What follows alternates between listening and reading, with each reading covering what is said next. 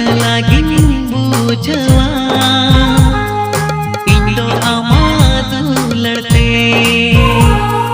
बागिन ठिका के काना